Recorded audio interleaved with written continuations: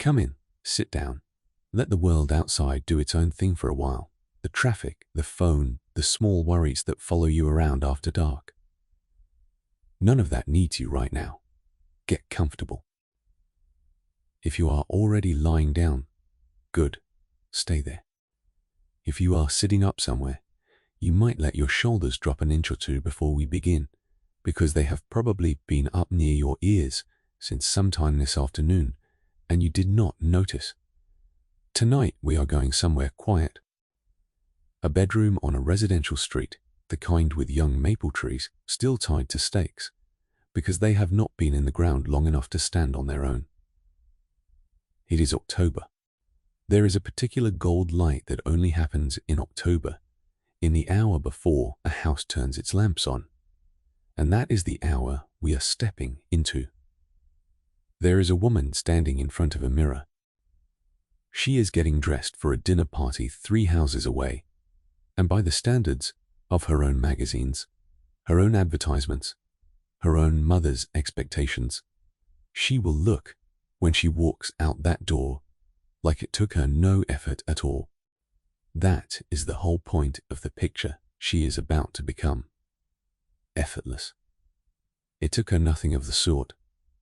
We're going to watch the hour that picture cost her. The pinch of it, the weight of it, the long quiet arithmetic of hooks and snaps and powder that stood between a young woman named Eleanor Whitfield and the version of herself the evening required.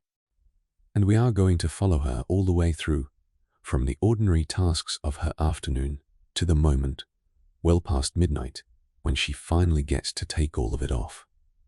This is not a story about cruelty, not exactly. Nobody in this house tonight means Eleanor any harm. It is a story about how much a certain kind of ordinary life could ask of a body, and how rarely anyone stopped to add up the bill. So, settle in. Let your eyes close if they want to. You do not need to remember any of this in the morning. You only need to be here for it now. It is a little past 4 in the afternoon, in the fall of 1955, and Eleanor Whitfield has just come in from the garden.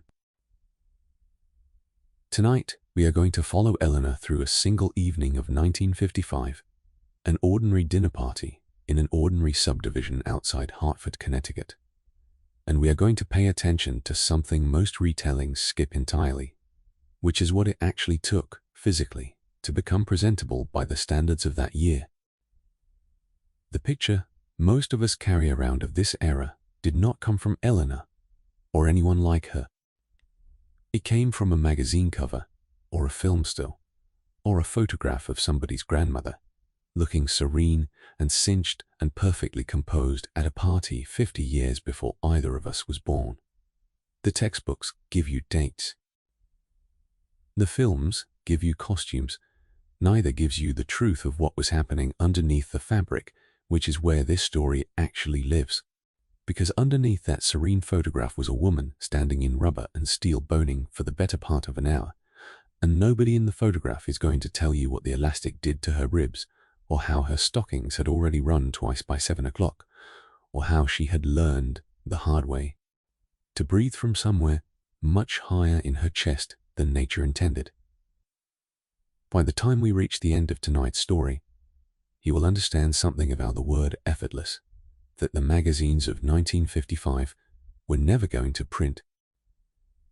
You will understand what a new look silhouette actually cost the woman wearing it, in dollars and in comfort both. And you will understand why the powder room at any dinner party in this era was quietly one of the only rooms in the house where a woman was allowed to stop pretending. Before we go any further, if the kind of evening we are building here suits you, slow, warm, a little unhurried, it would help more than you might guess if you took a moment to subscribe. It costs nothing, and it tells me there is still an appetite out there for history you can actually rest inside of, rather than history you have to sit up straight to absorb. And if you feel like it, tell me in the comments where you are listening from tonight and what time it is where you are. I read every one of them, and it is a genuine comfort to know how far this little fireside reaches. Wherever you are tonight, my friend, I'm glad you decided to spend it here. Now, let us go back to that October afternoon, to the garden gate swinging shut behind her, and to a woman who has exactly 2 hours to become someone else entirely. It is October of 1955, and the town is called Fairview Ridge, though if you looked for it on an old map of the country east of Hartford, Connecticut, you would find something more like a scatter of new streets stitched onto an apple orchard. The orchard is still there in pieces. Rays of the old trees stand along the back fences of half the yards, bearing fruit nobody quite knows what to do with anymore, while in front of every house the new lawns are the color of a lawn that has not yet finished deciding whether it wants to grow. The season itself sits at exactly the point in the New England year when autumn stops arriving gradually and simply announces itself all at once. The maples along Sycamore Court turned within the space of about 10 days, red at the crowns first, then all the way down, and the mornings this week have carried the first real bite of the year, cold enough that Eleanor's breath showed faintly white when she walked Susan to the Petersons this morning, though by early afternoon, as it is now, the air has warmed back into something closer to a held breath before winter actually commits to arriving. This is the season of storm windows going up and gardens going to bed, of the last tomatoes brought in green to ripen on a kitchen windowsill, of afternoons that end visibly earlier than they did even 2 weeks ago, the light already beginning its long retreat. It is, by broad agreement among the women of Fairview Ridge, the loveliest month of the year to host a dinner party, cool enough for the men to wear their good wool suits without discomfort, warm enough still that arriving guests do not track slush and salt across a hostess's floors. The houses themselves are low and wide and almost identical, ranch-style, single-story, built quickly and built well enough, with picture windows facing the street and a chimney at one end for a furnace that burns oil now instead of coal. Though half the families on Eleanor Street can still remember the coal truck and the same black dust it left on the porch steps. The siding is white or pale green, or the blue-gray that the builder called Cape Cod mist, though nobody in this part of Connecticut has ever seen Cape Cod look like that. Aluminum storm windows went in only last winter. Before that, the Whitfields and their neighbors taped the seams with a strip of felt, weather stripping every November, and hoped for the best. If you walked the length of Meadowlark Drive this afternoon, this is what would reach you first. Wood smoke, thin and sweet, because 3 houses already have their first fire of the season going. Under that, the sharper smell of burning leaves, because Mr. Kowalski 2 doors down has been raking since noon and has just put a match to the pile at the curb, which is still in 1955 a perfectly ordinary Tuesday activity and not yet the thing towns will eventually pass laws against. Somewhere under both of those, the smell of somebody's roast starting early, because dinner in Fairview Ridge generally goes into the oven by 4:30, regardless of what else is happening in the house. The sounds are just as layered. A lawnmower, one of the push kind, its blades ticking around in uneven bursts. A radio through an open kitchen window, tuned to something with strings in it, the kind of orchestral arrangement that will one day sound impossibly dated, and right now sounds like the present tense of the whole country. Somewhere, 2 streets over, milk truck idles at a corner, glass bottles clinking gently against their wire rack as the driver, whom everyone calls by his first name, makes his rounds before the family gets home from work. And under everything, almost too constant to notice, the sound of a train a mile off, the 4:15 out of Hartford, carrying home the men who work downtown, in the insurance towers that give this whole region its living. Because that is what Fairview Ridge runs on in the end. Insurance. The Etna building downtown, with its dome you can see from certain hills on a clear day, employs something close to 8,000 people. And a good portion of the husbands on this street work there or somewhere like it, doing the patient, invisible arithmetic that keeps a very large and very cautious industry running. Robert Whitfield is one of them. He is an underwriter, which means he spends his days deciding, on paper, how much risk a stranger represents, and he does this well enough that the family has been able to afford a house here, on one income, which was the whole promise of a neighborhood like this one. The numbers are worth pausing over for a moment, because they explain more about tonight than they might seem to at first. Robert makes something close to $85 a week, which works out to a little over $4,000 a year, and that puts the Whitfields almost exactly at the national median for a family in 1955. Their mortgage, backed by the same government loan program that built most of this street, runs around $78 a month. A loaf of bread from the bakery on Founders Street cost 18 cents. A quart of milk delivered to the step before sunrise costs about 25. Gasoline for the Whitfield's Chevrolet runs under 30 cents a gallon, which matters because everything in Fairview Ridge, the grocery, the church, the school, the Ashford's house 3 doors down where tonight's dinner will happen, requires a car to reach it. This is a neighborhood built entirely around the assumption of an automobile in every driveway, and most driveways here have exactly one. The town center, if you can call it that, sits about a mile from Sycamore Court, a short strip of brick storefronts built the same year as the first houses on Meadowlark Drive. There is the A&P where Eleanor does her grocery shopping, Five and Dime with a soda counter along one wall, a hardware store that still smells faintly of kerosene from the days before the development had electricity run all the way out to it, and a small branch library, one room really, where Eleanor's card lives in the pocket of her good coat. Founders Congregational Church stands at the far end of the strip, white clapboard with a steeple visible from most of the surrounding streets, and its bell marks 8, 12, and 6 each day, with a clarity that makes half the neighborhood set their kitchen clocks by it rather than the radio.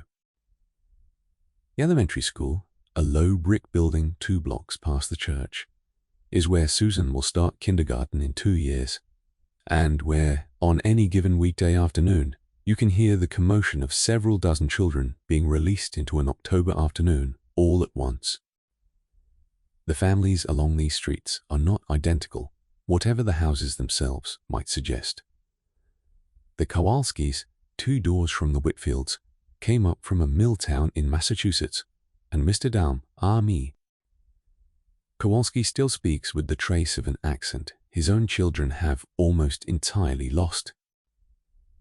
The Delgados moved out from Hartford's North End only the year before, the first family on this stretch of Meadowlark Drive, whose surname does not trace back to somewhere in New England or the British Isles. A fact that gets mentioned at the bridge table sometimes in tones. Deliberate politeness with which Mrs. Delgado is included in things. A politeness that reads, if you watch it closely enough, like its own kind of distance. What holds this whole patchwork together is not shared history, but shared arrival. Nearly everyone on these streets having come from somewhere else within the last 5 years, drawn by the same government loan program and the same promise of a house nobody's own parents could have afforded at their age. Money moves through Fairview Ridge in a narrower band than its comfortable appearance would suggest. Robert's $85 a week sits him roughly in the middle of the men on this street, an underwriter's salary comparable to a schoolteacher's or a bank clerk's, well above a factory wage, but nowhere near what the Ashfords, 3 doors down. Charles Ashford's promotion to supervisor came with a raise that put him closer to $140 a week, a gap of some $55 that translates, over a year, into a difference most of the wives on this street could recite from memory without ever having seen either man's paycheck.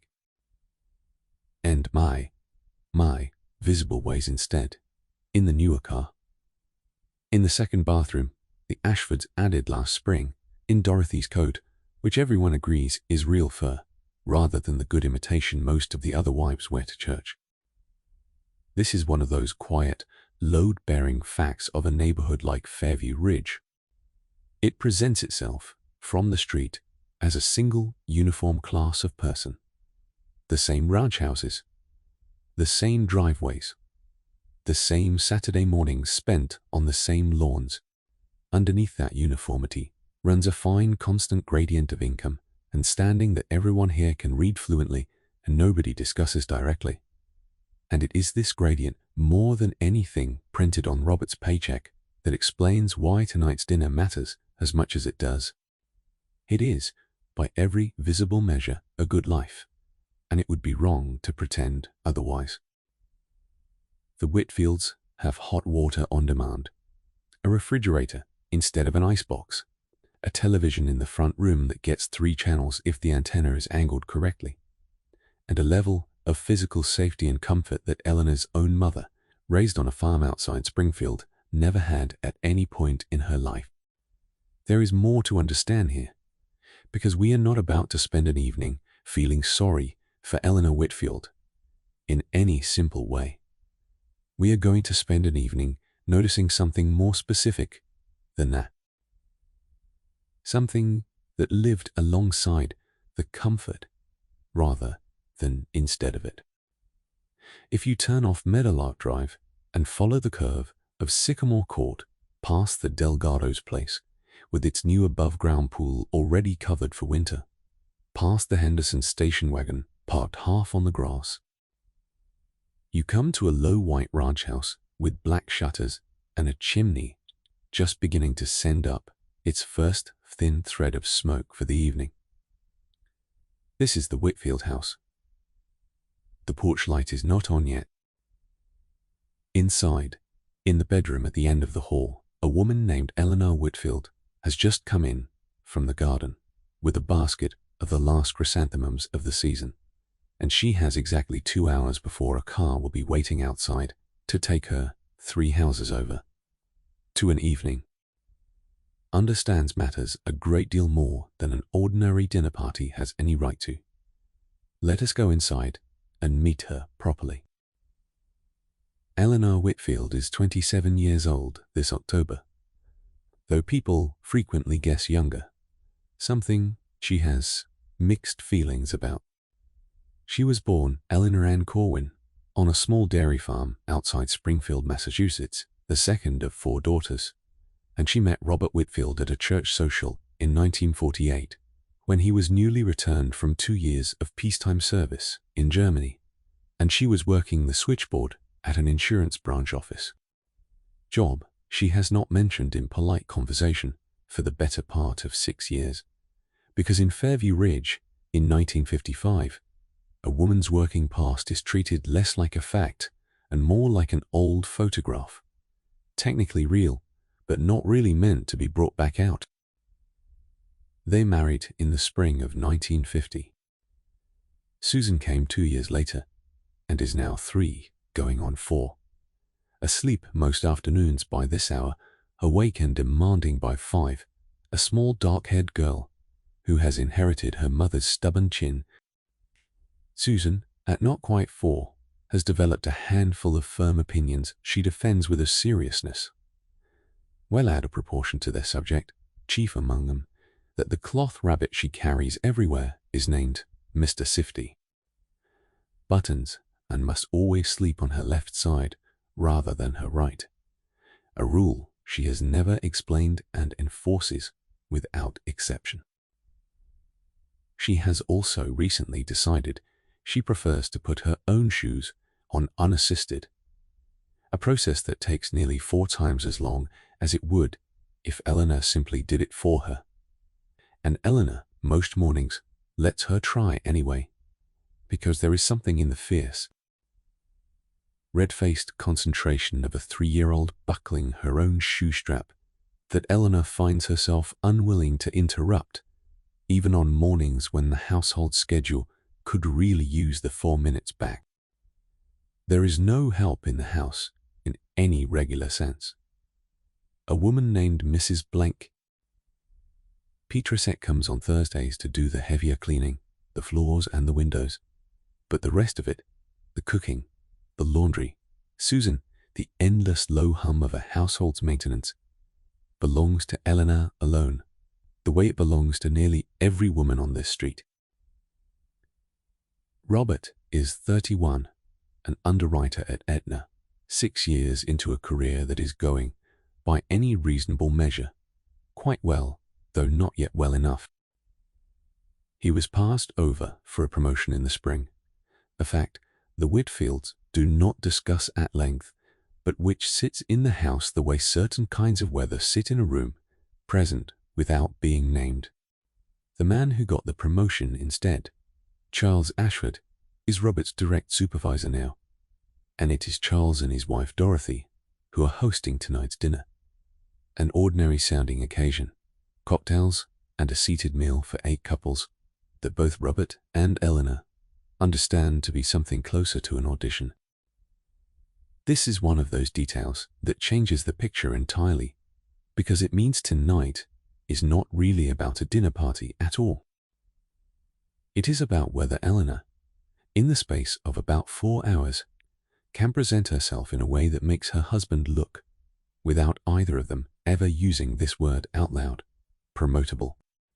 Whether the right dress, the right posture, the right 18 minutes of conversation with Dorothy Ashford about nothing much can move a family $4,000 a year closer to a life with a slightly bigger house and a slightly shorter list of things gone without. Nobody has written this down anywhere. Nobody needs to. Eleanor has understood it since the invitation arrived 2 weeks ago, propped against the sugar bowl in Robert's neat underwriter's handwriting on the back of the envelope, 3 words only. This one matters. The detail that makes Eleanor a person, and not simply a type, is this. She reads.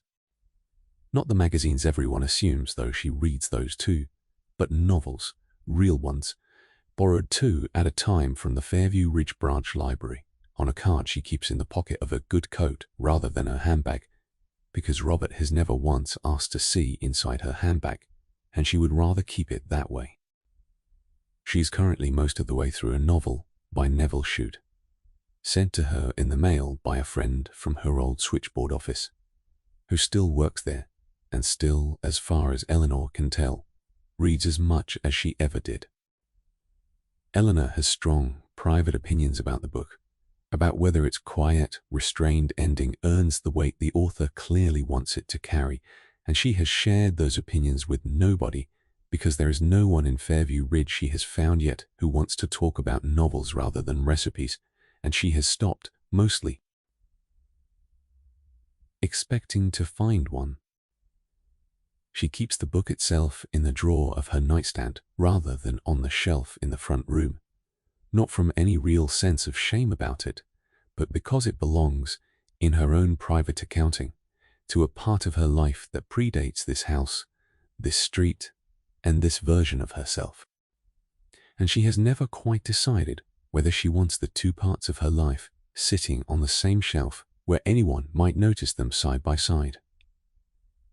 She also holds an opinion she has never said aloud to Robert, which is this. She thinks Dorothy Ashford is not nearly as clever as everyone believes her to be, and she thinks the dinner parties this whole set of couples hosts for one another, the identical menus, the identical seating logic, husbands at one end of conversation and wives at the other, are a kind of theater everyone has silently agreed to keep performing because nobody wants to be the first to stop. She will smile at Dorothy tonight with total sincerity. She will also, somewhere behind the smile, be thinking something else entirely. This is not hypocrisy. It is closer to survival, and it is a skill Eleanor has gotten quite good at without ever deciding to learn it. Her day today has followed the pattern most of her days follow, with one difference, sitting at the end of it like a stone in a shoe. She was up at 6:30, ahead of Robert, ahead of Susan, to get the percolator going and lay out cereal bowls. She spent the late morning on the ordinary chores: wash on the line, a grocery trip to the A&P on Founders Street, and an hour in the garden cutting back what was left of the season before the first hard frost took it. She keeps a small spiral notebook in the kitchen drawer, the kind sold at the 5 and dime, where she tracks the week's obligations in a shorthand only she could read. And this morning's entry, written in pencil on Tuesday's line, says simply, Ashford's 6 o'clock. Ours blue suit to cleaners Monday, and beneath that, underlined twice, the word Da Rex, which is the closest Eleanor has come to writing down, anywhere, how much weight she is putting on the next several hours. Because the dress itself, a silk evening gown in a pale blue-grey shade the department store called Hydrangea Haze, has been hanging on the back of the closet door since Sunday. Eleanor has not yet put it on. She's looked at it perhaps a dozen times since Sunday. She has adjusted its hanger twice for no reason she could explain. It cost $65, purchased on a layaway plan over 11 weeks from Hendel's department store downtown, a sum that represents nearly a full week of Robert's salary. And it is, without question, the most expensive single piece of clothing Eleanor Whitfield has ever owned in her life. It is worth understanding, too, how Eleanor and Robert arrived at this evening together, because the courtship itself says something about the era as clearly as anything hanging in Eleanor's closet. Robert Whitfield came home from Germany in the winter of 1948, a careful, watchful young man, the kind of soldier who had seen enough of the ordinary chaos of an occupied country to develop a lasting preference for order in every part of his own life afterward. He met Eleanor at a church social 3 months later, and what drew him to her, by his own account, delivered once at their wedding and repeated occasionally since, was that she seemed entirely unbothered by his silences, filling them with her own observations. Eleanor, for her part, has never corrected this account, though privately she remembers those early silences rather differently, as a thing she had simply learned to manage the way she managed most things, by deciding in advance what the room required. They married at Founders Congregational in the spring of 1950, a modest wedding by the standards of Robert's own mother, who had hoped for something grander and said so more than once in the months of planning beforehand.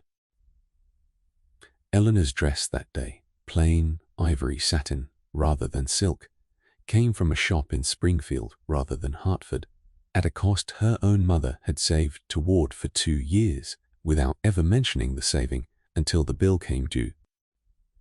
It is a detail Eleanor thinks about sometimes, standing in front of the Hydrangea Haze gown these past several days. The distance between the wedding dress her mother scraped together dollar by dollar and the evening gown she herself purchased on a payment plan without a second thought. As though 5 years of marriage to an underwriter had simply moved the entire category of formal dress into a different, easier arithmetic. It has not really. It has only moved the arithmetic somewhere less visible. The year since Robert's passed over promotion has left its own quiet residue in the house, less an argument than a kind of low static that surfaces at unexpected moments. Robert does not discuss his disappointment directly, being the sort of man who considers open disappointment a form of complaint, and complaint a form of weakness, but Eleanor has learned to read it in smaller signs, in how carefully he now discusses Charles Ashford's opinions at the dinner table. These past 2 weeks, every detail of tonight's invitation. She has never once suggested that his career is any business of hers to manage. She has also never once in 5 years allowed an evening that mattered to Robert to go by without doing everything within her own considerable competence to help it land well, and she does not experience this as sacrifice so much as partnership. Though it would be honest to say the partnership runs almost entirely in one direction when an evening like tonight's actually arrives. She has, in other words, exactly 2 hours, a specific dress, a specific stranger's opinion to win over, and a body that has to be built piece by piece into something the dress and the evening both require. Let us watch her do it. It is 6:30 in the morning, and the house on Sycamore Court is still mostly dark except for the kitchen, where Eleanor has just switched on the light over the stove and set the percolator going. The linoleum floor is cold enough that she has already put on her slippers, quilted things with a chenille trim she bought at the Five and Dime 2 winters ago. And under her robe, before she has done anything else at all this morning, she has already put on her girdle. This is worth sitting with for a moment, because it is easy to assume the elaborate undergarments of 1955 belonged only to evenings like the one ahead of her tonight, to weddings and dinner parties and portrait sittings. They did not. Eleanor puts on some version of a girdle nearly every morning of her life, the way she puts on stockings, because the silhouette the era expects of a woman, smooth through the hip, flat through the stomach, does not stop expecting itself just because the day ahead is only laundry and a trip to the grocery. The garment she wears for an ordinary Tuesday is lighter than the one waiting for tonight, a simple two-way stretch panel girdle from Warner's, rather than the fully boned foundation the evening will require, but it is still elastic and firm, and it still leaves, by the end of most days, a faint pink line pressed into the skin at her hip bones that takes the better part of an hour to fade once she is finally out of it. She does not dwell on this. It has become over 5 years of marriage, closer to a fact of weather than a choice she makes fresh each morning. You simply dress. The girdle is part of dressing the way stockings are part of dressing, and to walk into the kitchen without one would feel to Eleanor less like comfort and more like being caught in the middle of getting ready, seen in a state that belongs behind a closed door. By 6:45, Robert is upshaved, in the grey suit that has done most of the week's work already and will go to the cleaners on Monday, and Susan is awake upstairs, calling down in the rising tone of a 3-year-old who has decided that morning has officially begun. Eleanor goes up for her, changes her out of pajamas printed with small ducks into a corduroy jumper, and carries her down to the kitchen table, where cereal is waiting in a bowl with a picture of a rabbit on the bottom. A small daily trick that Susan has not yet tired of, and Eleanor privately hopes she never will. Breakfast itself is quick and a little chaotic, the ordinary way of households with young children in them. Robert reads the front section of the Courant standing up, coffee in one hand, because he says sitting down to read the paper is how a man loses track of the 7:52 train, and he has never once, in 6 years, missed that train. Though Eleanor has noticed he checks his watch at the table with a frequency that suggests missing it is a live and ongoing fear rather than a settled fact. Now here is where most retellings of this era get something wrong. They tend to imagine breakfast in a house like this as a scene of quiet, gracious domestic order. The wife, serene in her apron. The husband, calm behind his newspaper.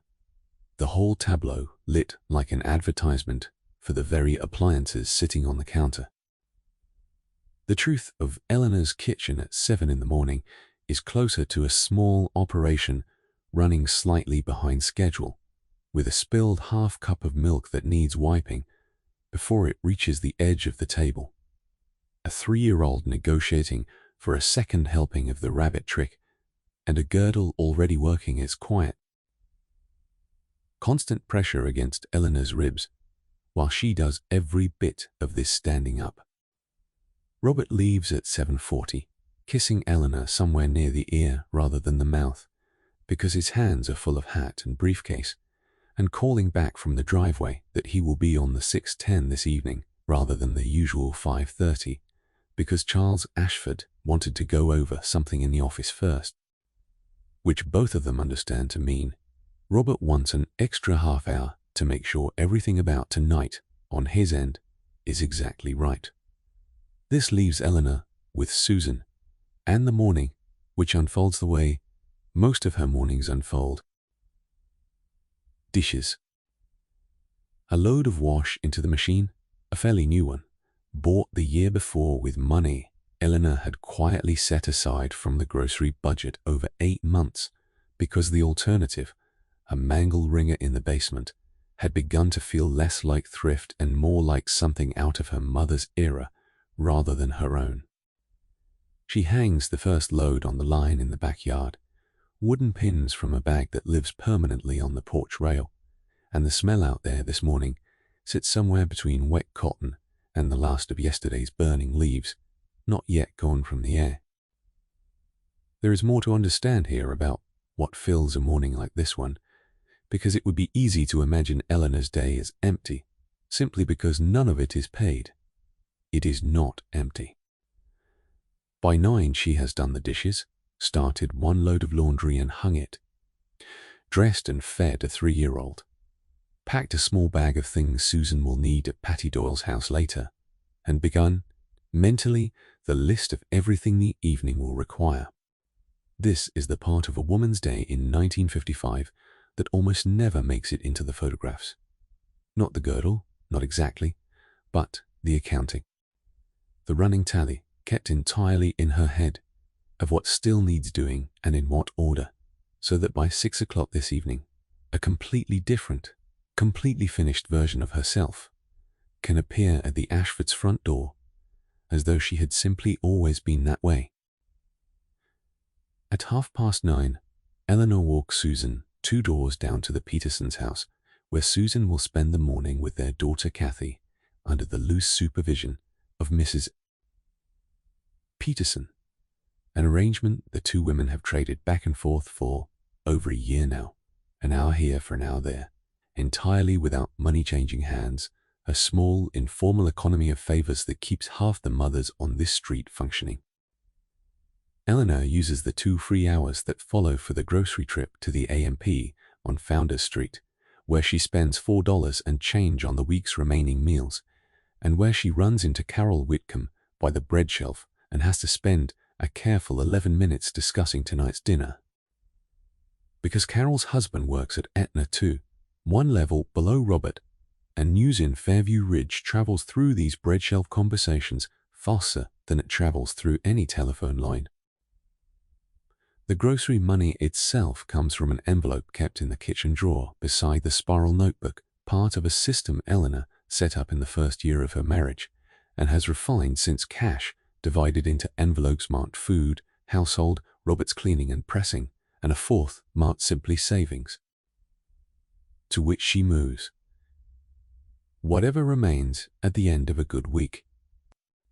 It was from this 4th envelope, added to steadily since spring, that the money for the Hydrangea Hayes gown's first layaway payment actually came, a fact Eleanor has not mentioned to Robert because the envelope system, in practice, functions as her own small domain of financial judgment inside a household where every other major decision, the car, Robert's own career, sits formally in his hands. It is not much of a domain. It is, however, entirely hers, and she guards the arithmetic of it with a seriousness that would surprise anyone who has only ever seen her at a dinner party. Back at the house, before Susan needs collecting again, there is a basket of mending. Eleanor works through in 10-minute increments across most weeks a torn hem of Susan's, a button missing from one of Robert's shirts, the beginnings of a run in a pair of stockings that a careful few stitches at the top can sometimes arrest before it travels the whole leg.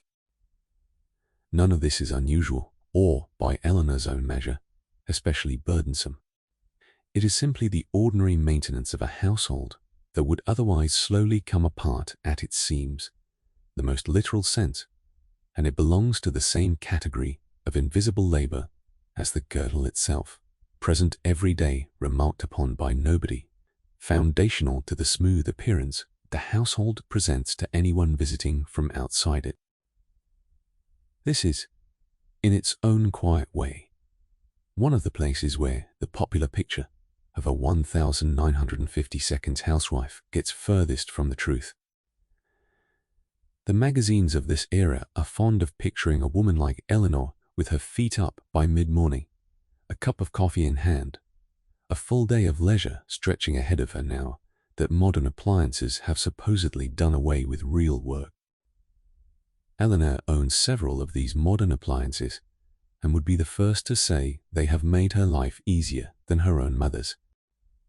She would also, if anyone thought to ask her directly, describe a morning that ran continuously from 6:30 until past 11 without a single stretch of more than 10 minutes that belonged only to her, and she would likely be puzzled by the question because puzzlement more than complaint is the honest response of someone who has never been offered a vocabulary for noticing her own exhaustion as anything other than ordinary. By the time she is home again, just past 11, the girdle has left its familiar mark, and she allows herself, standing at the kitchen counter, 3 or 4 minutes of simply leaning against it, weight off her feet before Susan needs picking up and lunch needs making and the actual work of the afternoon. Quote, time finally begin. And this is the part of the morning that rarely gets counted as anything at all. An ordinary Tuesday in Eleanor Whitfield's life already contains an undergarment built to reshape her body, a household running almost entirely on unpaid labor, and a social bookkeeping system so constant she no longer experiences it as work at all. And none of that is even the main event. The main event has not started yet.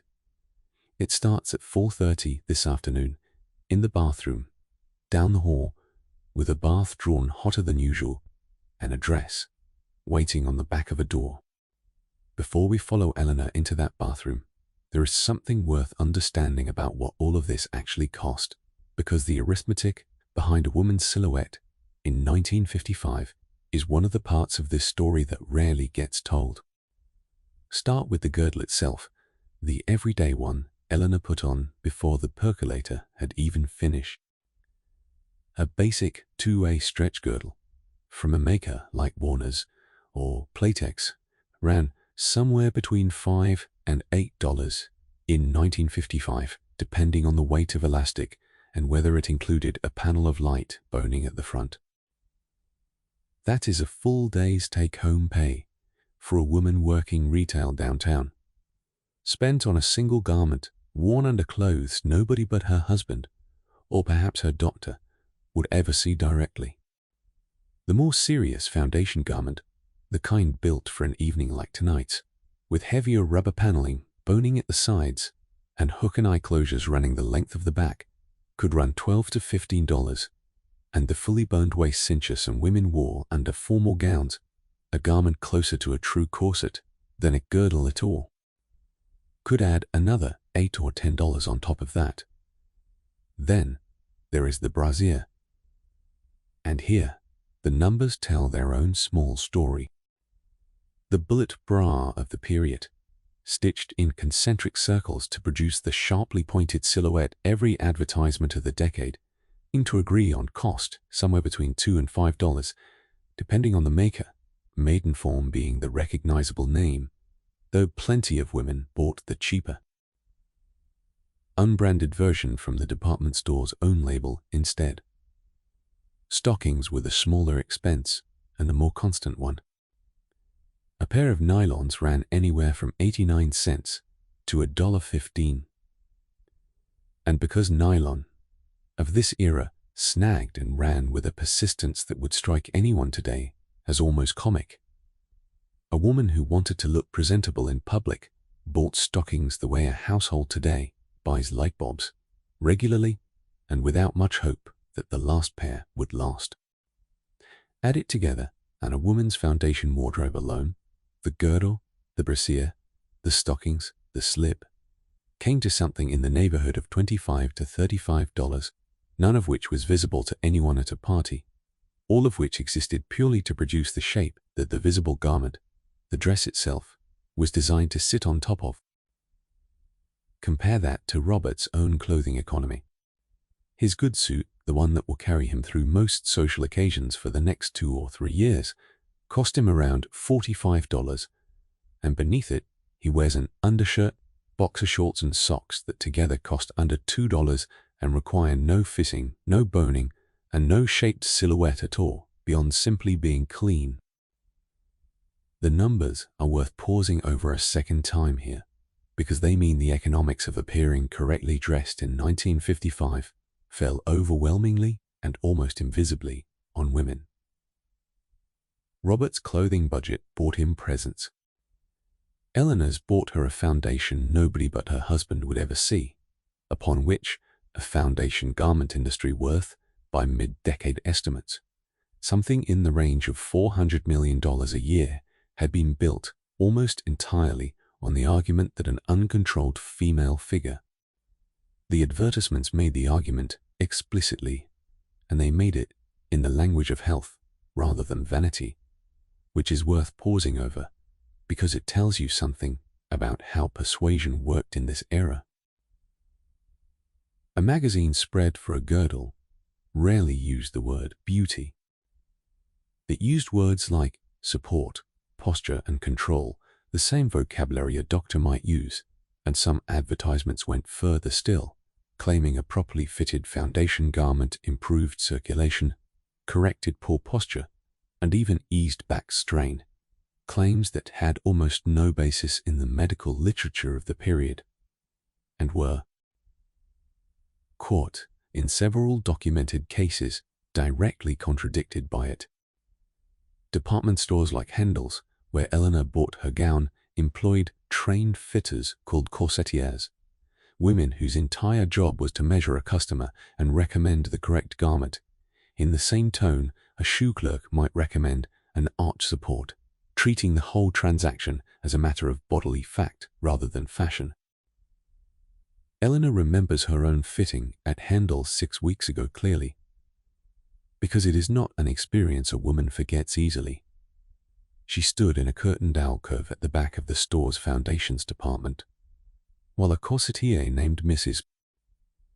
Ferrante, a brisk, capable woman in her 50s with a measuring tape permanently draped around her own neck, took 11 separate measurements: waist, hip, the distance from underarm to waist, the circumference of each thigh at 3 different points, calling each number aloud to an assistant, who recorded them in a ledger the store keeps on file, in case Eleanor ever needs a garment refitted or replaced.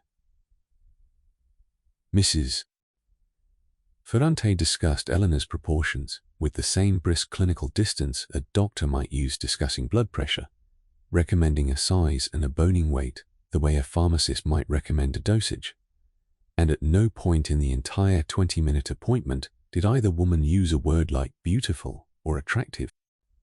The word that came up most often was correct, as in, this will give you the correct line beneath the gown, and Eleanor left the store that afternoon with an appointment card for a follow-up fitting after her first 2 wearings, exactly the sort of service a store might offer for a piece of medical equipment rather than an evening gown's foundation. For Eleanor, this meant that dressing correctly was never framed to her as vanity at all. It was framed as competence, as the same category of adult responsibility as balancing a checkbook or keeping a clean kitchen. A woman who went without a girdle was not simply choosing a different look. She was, in the unspoken logic of the period, letting herself go, a phrase Eleanor has heard her own mother use about a neighbor back in Springfield, delivered with the particular flatness reserved for a genuine moral failing. None of this touches the gown itself, yet the $65 length of silk taffeta and tulle hanging on the closet door, purchased on a payment plan that took nearly 3 months to complete. That number sits inside a household budget of roughly $85 a week, which means the dress alone represents most of a week's income spent on a single evening's appearance. A fact Eleanor has not said aloud to anyone, including Robert, who knows the dress cost something considerable. With the quiet tact of a man who understands exactly what tonight requires, chosen not to ask precisely how much. And women in Fairview Ridge managed the cost differently. Carol Whitcomb, 3 houses over, sews her own dresses on a machine that sits permanently set up in her spare bedroom, working from butterick patterns bought for a few cents each at the 5 and dime, and can produce a passable version of a department store silhouette for perhaps a third of the retail price. At the cost of evenings and weekends spent hunched over a sewing table rather than resting. Eleanor considered this route herself for tonight and rejected it, partly because her own sewing has never risen above serviceable, and partly because a hand-sewn gown, however well made, reads differently in a room like the Ashfords. A fact nobody says aloud, and everybody in that dining room would clock instantly. The $65, in other words, bought Eleanor something beyond fabric. It bought a label sewn into the collar that told the room exactly where the dress came from without anyone needing to ask. Robert's own grooming for tonight, by comparison, cost him a 25-cent shave and trim at the barber shop on Founders Street the previous afternoon, a bottle of aftershave he has owned for over a year and uses perhaps once a month, and nothing else beyond the suit already hanging in his closet. It is worth setting this side by side with Eleanor's ledger, not to suggest Robert did nothing to prepare, but to show how differently the culture of 1955 distributed the burden of preparation itself. A man's presentability was assumed to require maintenance. A woman's presentability was assumed to require construction. An entirely different category of labor, closer to engineering than upkeep, and priced accordingly. None of this is new to 1955 either, though the specific garments were. The boned corset Eleanor's own grandmother would have worn as a young woman in the 1890s was, if anything, more severe, laced rather than hooked, capable of the kind of extreme waist reduction that occasionally drew medical alarm even then. What had changed by mid-century was less the underlying logic than the vocabulary surrounding it. Health and support and figure control replacing the more overtly ornamental language of an earlier era, so that a woman putting on a girdle in 1955 could tell herself and largely believe that she was doing something closer to hygiene than vanity. The garment industry had, in effect, learned to sell the same demand in language a modern woman would accept. We return now to that afternoon, to the hours just before the water starts running, because there is a great deal of ordinary work still standing between Eleanor and the bath she has been looking forward to since noon. It is 12:15, and Eleanor has Susan back from the Petersons, fed on a grilled cheese sandwich cut into triangles and a glass of milk, drunk in the careful, deliberate way of a child who has recently learned that spilling brings consequences. Susan goes down for her nap at 1, later than Eleanor would like, but naps have become a small daily negotiation lately, rather than a certainty. And today of all days, Eleanor needs the negotiation to go her way. It does, eventually. By 1:10 the house is quiet, except for the tick of the clock in the front hall and the low hum of the refrigerator. And Eleanor allows herself 30 seconds simply standing in the doorway of Susan's room, watching her daughter sleep, before she turns to the list still running in her head. The list, this early afternoon, has 3 items on it that matter more than anything else. The dress needs pressing because silk taffeta of this weight holds a wrinkle the way a bad decision holds a grudge, and the iron has to be exactly the right temperature or the fabric scorches. Robert's good shirt, the one that goes under tonight's suit, needs its collar starched separately from the rest, a task Eleanor does by hand with a small brush and a bowl of starch water, because the wringer washer cannot manage it on its own. And Susan needs to be settled at Patty Doyle's house by 5:30, fed in her nightclothes, with instructions detailed enough that a 15-year-old girl 3 houses over can manage an evening that Eleanor herself has spent the better part of a week thinking about. None of these 3 tasks are difficult individually. Together, done in sequence, in the space of about 4 hours, alongside the actual transformation Eleanor's own body still has ahead of it, They add up to something closer to a small campaign than an afternoon. This is one of those details that rarely gets told about an evening like tonight's, because the story people tell about 1,950 seconds dinner party usually begins at the party itself. The cocktails, the seating, the conversation. It skips the 4 hours before it entirely. The hours in which one woman, alone, without any help beyond a 15-year-old neighbor and an occasional trade of babysitting favors, quietly assembled every piece of the evening that will make it look later like it simply happened. She sets up the ironing board in the kitchen, where the light is best, and works the iron over the taffeta in long, careful passes, testing the heat first on a scrap of the same fabric the seamstress at Hendel's had included, with the dress for exactly this purpose.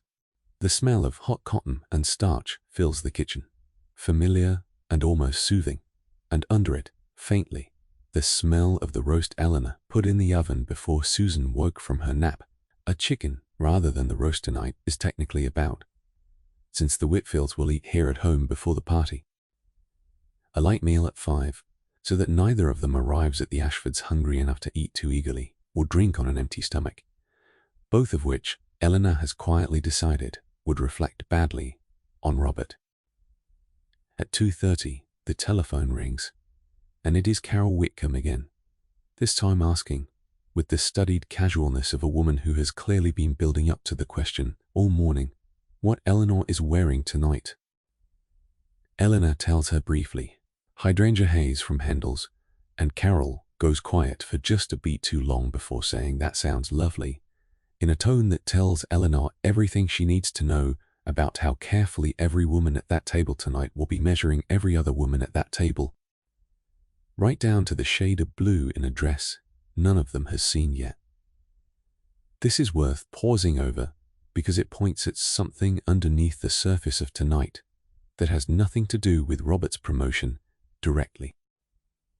The dinner party is, among the wives at least, its own separate contest, running parallel to whatever the husbands are doing with their careers.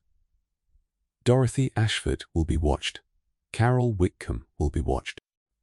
Eleanor will be watched most of all, because she is newest to this tier of the neighborhood's unofficial hierarchy, her husband having only recently begun reporting to Charles Ashford directly, and a woman's dress, her hair, the ease of her conversation, all of it functions as a kind of scorecard that nobody keeps on paper, that everybody reads perfectly. 3 miles away, in the Etna building downtown, Robert is spending this same afternoon in a version of the same performance, though his own version wears a different shape entirely. He has spent the better part of the day reviewing a batch of commercial policy files that could easily have waited until Monday, staying visibly at his desk past the point his actual workload requires, because Charles Ashford has a habit of walking the underwriting floor around 4 in the afternoon, and being seen working steadily at that hour has become, over the past year, its own small unspoken test that Robert has quietly decided he cannot afford to fail. He will leave the office at 5:10 rather than his usual 5 o'clock, a difference of 10 minutes that exists purely for Charles Ashford's benefit, and he will think, more than once on the drive home, about the handshake he is hoping to receive tonight and what it might mean for the family's position on the very same street where his wife is. At this exact moment ironing his shirt collar in preparation for the evening that is meant to secure it. This is not an unfamiliar kind of pressure, and it would be inaccurate to suggest Robert's afternoon costs him nothing. It costs him something real, a low, simmering anxiety. He manages by working later than necessary and rehearsing conversations in his head on the drive home. But it is worth noticing what his version of the performance does not require. Nobody expects Robert to look effortlessly composed while managing it. Nobody expects him to disguise the visible signs of the effort, the extra hour at his desk, the careful attentiveness toward his supervisor, because in Robert's world, unlike Eleanor's, being seen to try is not itself a small failure. It is, if anything, exactly the point. By 3, the dress is pressed and hanging again, and Eleanor moves to Robert's shirt, working the starch into the collar with a small stiff brush until it has the crispness he prefers. Stiff enough to hold its shape through a 4-hour evening without going limp around his neck the way an understarched collar. She irons his good grey trousers as well, a crease down the front, sharp enough to have come from the tailor, rather than a woman standing in her kitchen. Robert will never comment on any of this directly tonight. He will simply look correct, and being correct, for a man in his position, is treated as though it arrived on its own. Before she collects Susan, Eleanor takes 10 minutes at the kitchen table for her own hands, filing and buffing her nails into the short rounded shape the magazines currently favor, and checking the white opera gloves over carefully for any mark or discoloration that might show under the Ashfords' dining room lights. A habit left over from a party 2 years ago where a small ink stain on one fingertip went unnoticed till she was already 3 houses from home with no way to fix it. The gloves pass inspection.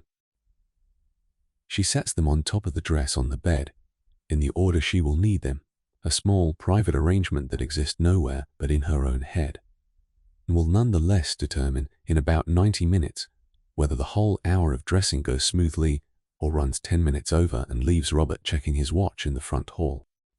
At 4, Eleanor walks Susan, freshly changed, and carrying a small cloth rabbit. She refuses to travel anywhere without the 3 houses down to the Doyleses, where Patty is waiting on the porch in the loose, unhurried way of a teenager who has been paid $2 for the evening and considers it good money for what amounts to reading magazines while a small child sleeps. Eleanor goes through the instructions once, carefully. Bedtime at 7:30, the number for the Ashford's house written on a slip of paper by the telephone in case anything at all seems wrong, and Patty nods along with the specific patience of someone who has heard this exact speech from 3 other mothers on this street already this month. Walking back alone, in the last of the daylight, Eleanor allows herself something she rarely allows herself on an ordinary day, which is to stop, for perhaps 90 seconds, on the sidewalk in front of the Delgado's covered pool, and simply notice the afternoon. The maple at the corner of Sycamore Court has gone almost entirely red in the last week. Somebody's fireplace is going already, the smoke rising straight up in the still air. It is, in its way, a beautiful afternoon, and Eleanor notices this, the way she notices most beautiful things lately, briefly, gratefully, and then moves on, because there is still the matter of her own transformation waiting at home, and the daylight is not going to hold for it. She is back in the house by 4:20. Robert is not home yet, will not be home until 6, which gives Eleanor exactly the window she needs, uninterrupted, for the hour that everything else this afternoon has been quietly building toward. She runs the water in the bathroom, down the hall hot enough to fog the mirror, lays the dress across the bed where she can see it from the tub, and stands for a moment in the doorway before stepping in, the way a person stands at the top of a long staircase they already know the shape of.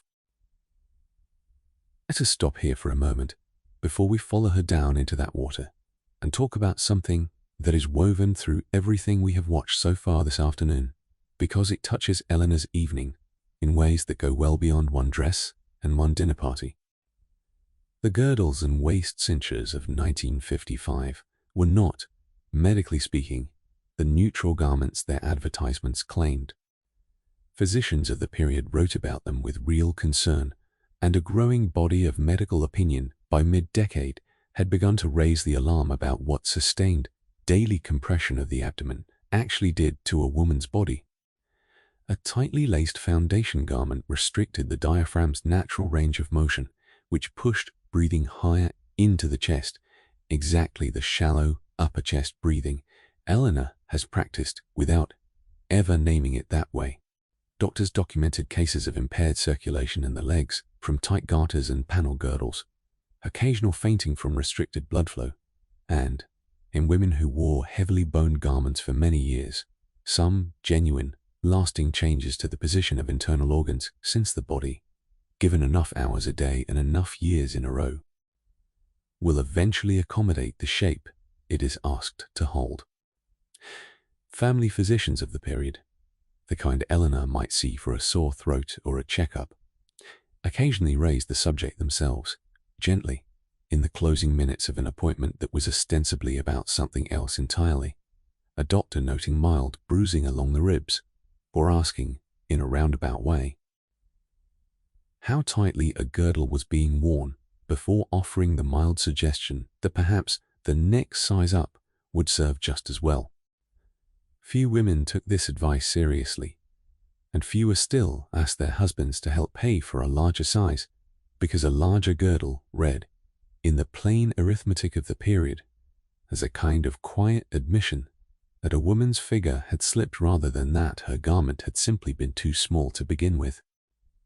The logic ran backward from where it should have, the discomfort treated as confirmation that the smaller size was correct, rather than as evidence that it was not. And it is a logic Eleanor absorbed early enough in her own adult life that she has never once, in 5 years of marriage, asked Robert whether the tightness she lives with daily might simply be unnecessary.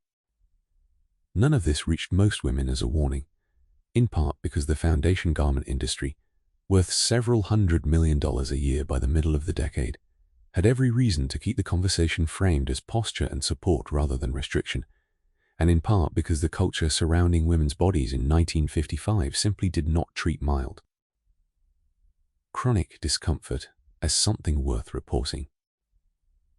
A woman who complained that her girdle hurt was, in the unspoken judgment of most rooms she might raise the complaint in, describing a personal failing to tolerate what every other woman managed to tolerate, rather than describing an actual physical cost. The social rules layered on top of this were just as exacting, and they had almost nothing to do with comfort. Etiquette manuals of the period, the kind Eleanor's own mother gave her as a wedding gift, one of them still on the shelf in the front room, devoted entire chapters to a woman's posture at a dinner table, instructing her to sit with her spine an inch from the chair back, never to lean forward over her plate, never to cross her legs at the knee in mixed company, but always at the ankle, and to rise from a chair using her legs rather than her arms, so that the whole motion appeared effortless rather than effortful. A woman was taught, from adolescence onward, that visible physical effort of almost any kind, sweating, straining, audibly catching her breath, was itself a small social failure, a sign she was not equal to the life she was supposedly built for. For Eleanor, this meant that the discomfort waiting for her in the bathroom tonight was never simply a private, physical fact. It was something she had been trained her entire adult life to disguise an assignment given to her, long before she owned her first girdle, back in a farmhouse outside Springfield, where her own mother had corrected her posture at the supper table, with 2 fingers pressed lightly between her shoulder blades, saying nothing, requiring no explanation, because the lesson had already been taught to that mother by a mother before her. There is more to understand here about how this connects to the class dynamics sitting underneath tonight's dinner, specifically. A woman's ability to look composed while corseted, to carry on a full conversation while breathing from the top third of her lungs, to cross a room in heels without a visible wince, functioned in circles like the Ashfords as a genuine marker of social competence. On the same order as a husband's ability to discuss business without appearing anxious about it, Dorothy Ashford, whom Eleanor privately considers less clever than her reputation suggests, is nonetheless extremely good at exactly this, and her ease at these gatherings, ease built on years of practice rather than any natural gift, is part of what makes her, and by extension her husband, appear suited to the level of the company they now keep. The etiquette manual on Eleanor's shelf, a wedding gift from her own mother, is explicit about all of this in ways that read almost startling today. It instructs a young wife on the correct way to enter a room, the correct distance to stand from a conversation she has not been directly invited into, the correct number of seconds to hold eye contact with a hostess before glancing politely away. It frames good posture not as a physical habit, but as a moral one, describing a woman who slouches as careless with herself in a way that borders, in the book's own words, on disrespect toward her husband and her household. The book Eleanor's mother gave her belongs to a genre that sold in the hundreds of thousands across the decade, a genre that treated a woman's carriage, her breath control, her ability to disguise fatigue as evidence of character rather than simply as performance, which meant that failing at any of it, even from something as ordinary as a too-tight girdle, risked being read as a failure of self rather than a failure of comfort. It is worth setting Eleanor's evening, too, against the women of Fairview Ridge, who could not afford any of this in the first place. Mrs. Pietrasek, who cleans the Whitfield house on Thursdays, owns exactly one good dress worn to church and to the rare family occasion, and no boned foundation garment at all, because a fully constructed evening silhouette of the kind Eleanor is wearing tonight.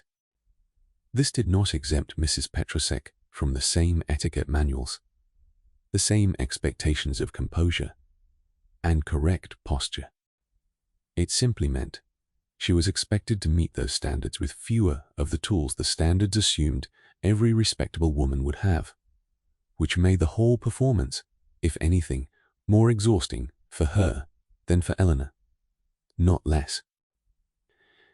This is the part of the story that rarely gets told, because it makes an uncomfortable point about how thoroughly a physical performance could be mistaken in 1955 for a genuine character trait. The women who managed the discomfort most gracefully were read as more composed, more capable, more suited to advancement, not because they suffered less, but because they had simply gotten better at hiding what they were carrying. Eleanor knows all of this without ever having had it explained to her in these terms. She has known it since she was perhaps 12 years old, watching her own mother stand at a church supper for 2 hours in shoes that had clearly stopped fitting years before, smiling the entire time. Tonight, she will do the same thing in a bathroom 3 houses from where that lesson will be tested. And she will do it well because she has had a very long apprenticeship. Let us go back into that bathroom now, to the water Eleanor has been standing in front of, and watch the hour begin in earnest. It is 4:30 in the afternoon, and the bath is the last soft thing Eleanor's body will feel for the next 7 hours. The water is hot enough to leave her skin pink at the collarbone, and she stays in it only 12 minutes, long enough to wash and to let the heat work into her shoulders, not long enough to relax fully, because relaxing fully is not on tonight's schedule.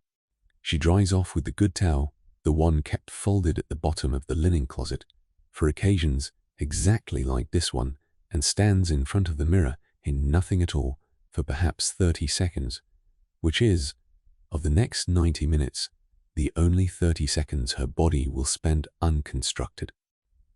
The girdle goes on first, and it is not the light Tuesday version from this morning. This is the evening foundation, ordered from Hendel's fitting department 6 weeks ago, and adjusted once by the corsetier there. Rubberized panels front and back, with true boning at the sides. A column of hook and eye closures running from waist to hip that Eleanor fastens working her fingers behind her own back, in a motion so practiced it barely requires her to look in the mirror at all. The garment does not slide on. It has to be worked into place, rolled up the legs first, then drawn upward, settled, and as the last hooks close, Eleanor feels the particular total pressure that a properly fitted 1955 foundation garment produces, not pain exactly, but an unmistakable as though a hand the width of her entire torso has closed slowly and stopped just short of hurting. She breathes experimentally twice and finds what she already knew she would find, that a full, deep breath is simply no longer available to her. What is available instead is a shallower, higher breath drawn mostly into the top of her chest, and this is the breathing she will do for the rest of the evening, so consistently that by 9 o'clock tonight she will have forgotten there was ever another way to breathe at all. The brassiere comes next, the bullet style stitched in tight concentric rings that hold their shape, with or without a body inside them, and Eleanor has to reach behind herself twice to settle the closure correctly. The small metal hooks catching with a series of short, distinct snaps that are by now as familiar to her as any other sound in this house. Over both garments goes a slip, plain white nylon, cool and slightly clinging where it meets her skin. The stockings come next, the real ceremony of the hour. She sits on the edge of the bed to do them properly, rolling each stocking down into a soft ring the way her mother taught her, then drawing it up her leg slowly, checking the seam at the back with 2 fingers to make sure it runs perfectly straight from ankle to hem. Because a crooked seam at a dinner party like tonight's is the kind of small failure that gets noticed and discussed later in exactly the tone Carol Whitcomb used on the telephone this afternoon. She hooks each stocking to the garter straps hanging from the bottom of the girdle. 4 small, definite snaps per leg, the sound sharp and mechanical in the quiet bedroom. And once both legs are done, she stands and walks the length of the room once testing, the nylon making its own small sound against itself with every step, a dry, whispering rustle that will follow her for the rest of the night, present under every conversation she has, audible to no one but her. Now comes the part of the hour that turns Eleanor from a woman getting dressed into something closer to a piece of architecture. The gown itself is not a single garment but a structure built in layers the way a house is built in layers, foundation first, then framing, then the visible surface everyone will actually see. Beneath the silk of the hydrangea haze gown go 3 separate crinoline petticoats, each one stiffer than the last. The innermost, a simple cotton layer to keep the itch of the crinoline off her skin, the middle one, heavily starched net that does most of the actual work of holding the new look silhouette's wide, bell-shaped skirt away from her legs. And the outermost a soft tulle layer, meant to keep the stiffer net from showing through the silk above it. Stepping into all 3, one after another, produces a sound Eleanor has come to associate entirely with evenings like this one. A dry, layered rustle, taffeta and tulle and net moving against each other and against her own legs, not unlike the sound of wind moving through a stand of dry leaves in October, which is, of course, exactly the season outside her window right now. Each petticoat has to be settled at the waist, tied or hooked, depending on the layer. And by the time all 3 are in place, Eleanor's skirt stands away from her body in a wide, structured bell that will not move naturally again until someone helps her out of it hours from now. The gown goes on last over her head, guided down carefully so the silk does not catch on anything underneath it, and Robert, who has just come in the front door and heard the familiar rustle of the process from the hallway, appears in the bedroom doorway at exactly this moment to zip the back. A small domestic choreography the 2 of them have performed at every formal occasion of their marriage without ever discussing it as a task. He asks how her day was. She tells him it was fine and does not mention the girdle, the shallow breathing, the pressed collar, or Carol Whitcomb's telephone call, because none of that is information a wife offers on an evening like this one. It simply is not part of what tonight is for. What follows is nearly 40 minutes of work that would look, from any distance, like almost nothing at all. Powder foundation applied in a thin, even layer with a damp sponge heavier than her daytime powder, built to hold under the lights of the Ashfords' dining room and not shine by 10 o'clock.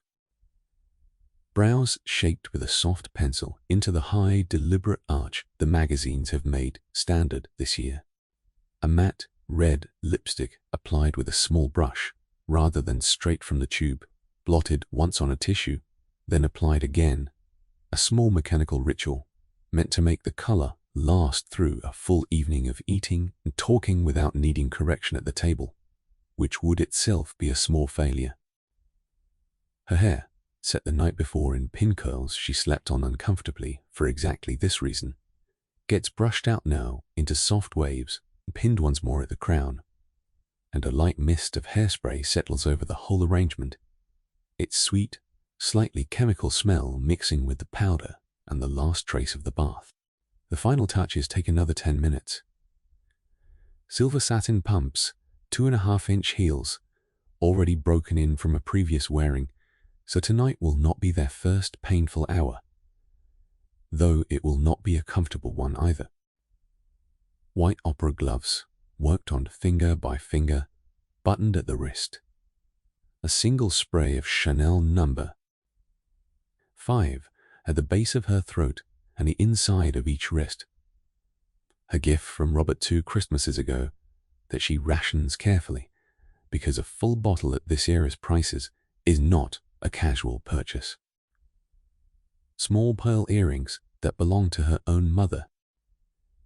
Standing at last in front of the full-length mirror on the closet door, Eleanor sees the finished picture the whole hour has been building toward. And it is, without exaggeration, lovely. Effortless, exactly the word the magazines would use. This is the part of the story that deserves a moment of real pause, because underneath everything the mirror shows, Eleanor is standing in rubber and steel that has already left its marks, breathing from the top third of her lungs, her feet already anticipating 4 hours in shoes. Nobody at the Ashfords tonight will know any of this simply by looking at her. That is not an accident. It is the entire design. The drive to the Ashfords takes 90 seconds, 3 houses down, and Eleanor spends it sitting carefully forward so the crinolines do not crush against the car seat. Small habitual adjustment that has become as automatic to her as checking a mirror. Robert, beside her, wears the pressed grey suit and the starched collar and nothing underneath any of it that required more than 4 minutes to put on, and he glances over once, in the porch light spilling from the Ashfords' front door, and tells her, simply, that she looks wonderful. He means it. He also has no real sense of what the sentence cost. The Ashfords' house is a larger version of every other house on this street. The same ranch style stretched to an extra bedroom and a proper dining room, rather than the Whitfields' combined kitchen and eating area, and Dorothy has decorated it in the current fashion, wall-to-wall carpeting in a soft dove grey.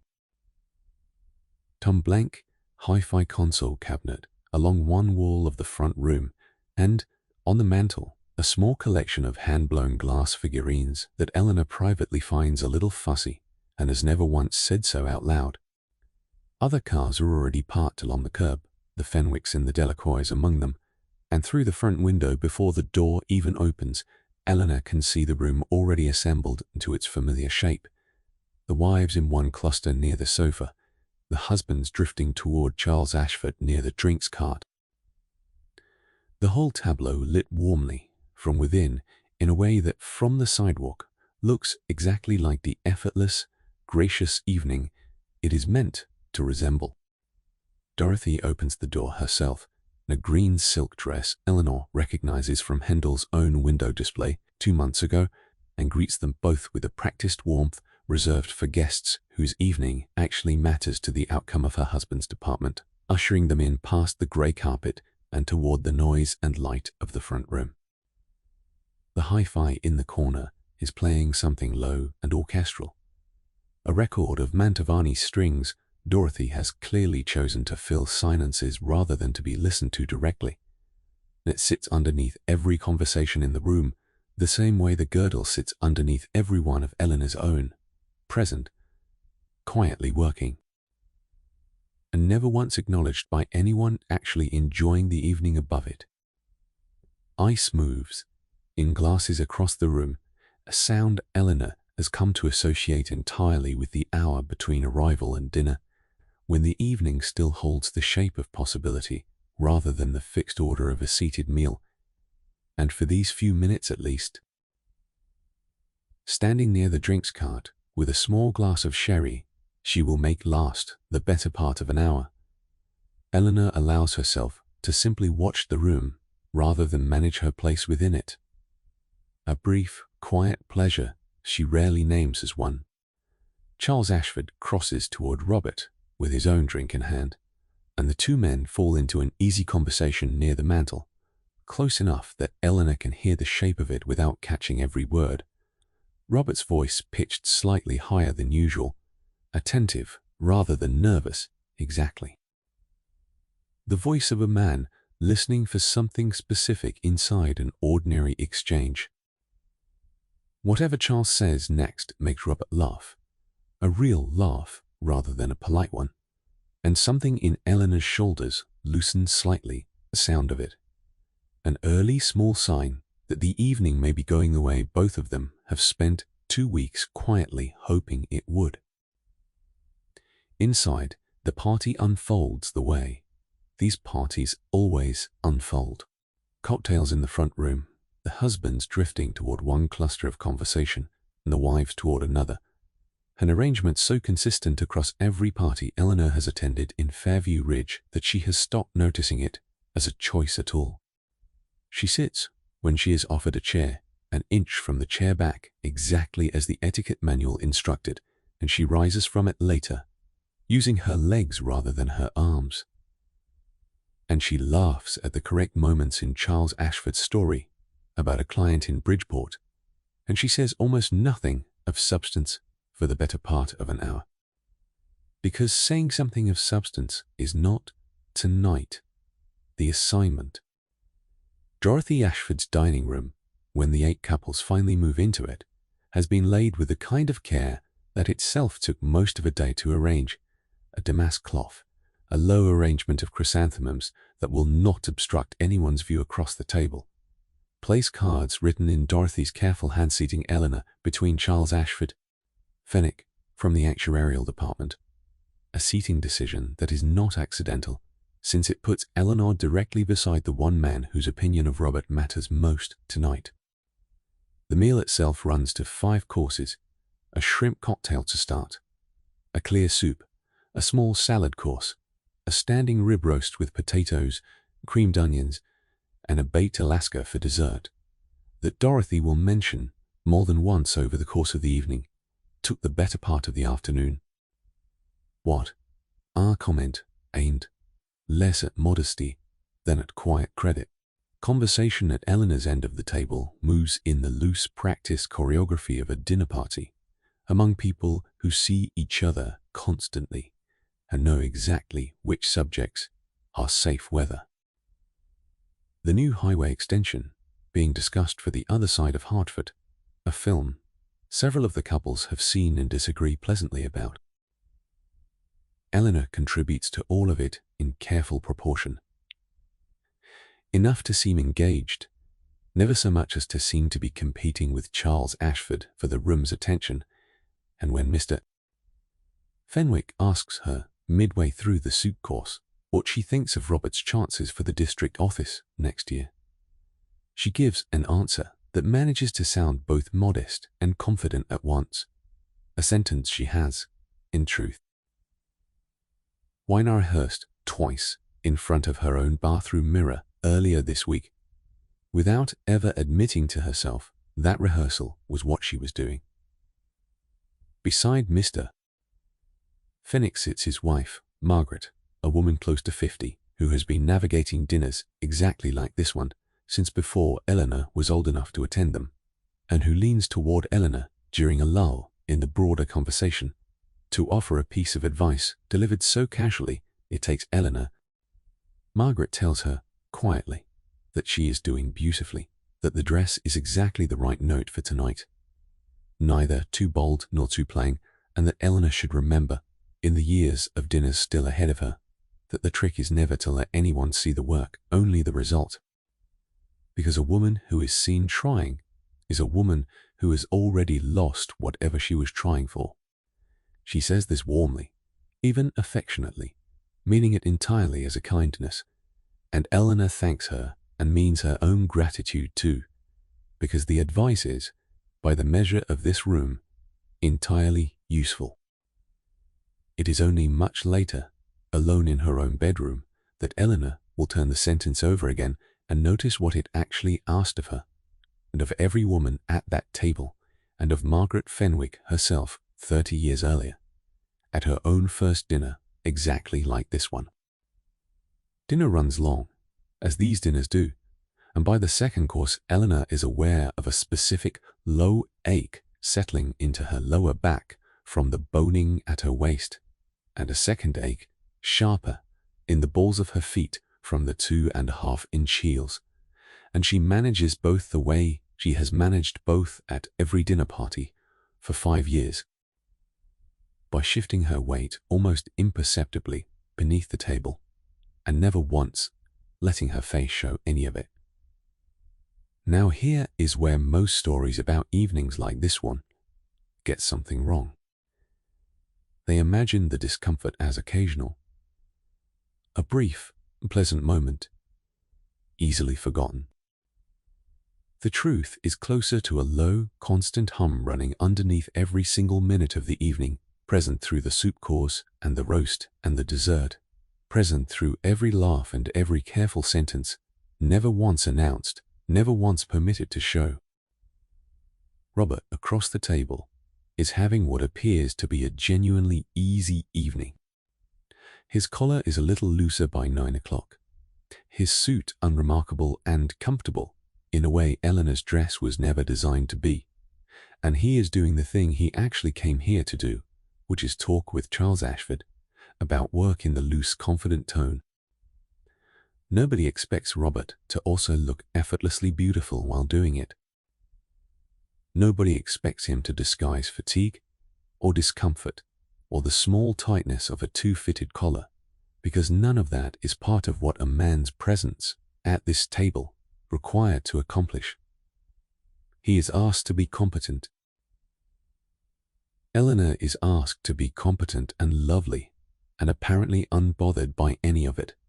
3 separate performances running at once, and only one of them is visible enough to be complimented later in the evening. After dessert, the men drift, almost by instinct, toward Charles Ashford's small study off the front hall, where a decanter of scotch and a box of cigars have been waiting since before the guests arrived. And the wives are left in the front room with coffee and a plate of small iced cakes that Dorothy did not make herself, and does not claim to have made herself, since Baked Alaska has already used up this evening's quota of domestic credit. This division, too, is so routine across every dinner party in Fairview Ridge that nobody comments on it, though it means the evening's most consequential conversation, the one about Robert's actual future at the company, is happening right now behind a closed door Eleanor cannot follow him through, in a room she has never once been invited into. At any party, in 5 years of marriage, she will learn what was said there tomorrow, filtered through Robert's own account of it over breakfast, and she has already decided, sitting here with a coffee cup balanced carefully on its saucer, that whatever he tells her she will receive as good news, because the alternative, questioning whether he read the room correctly, is not a kind of help either of them has ever found useful.